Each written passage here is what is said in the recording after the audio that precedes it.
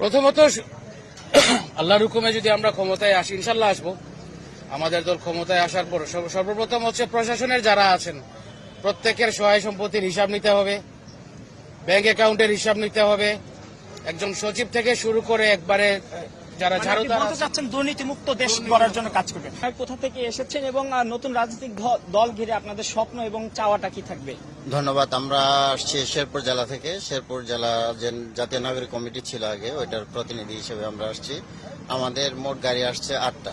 আমরা প্রায় 300 প্লাস জনবল নিয়ে এখানে এসেছি।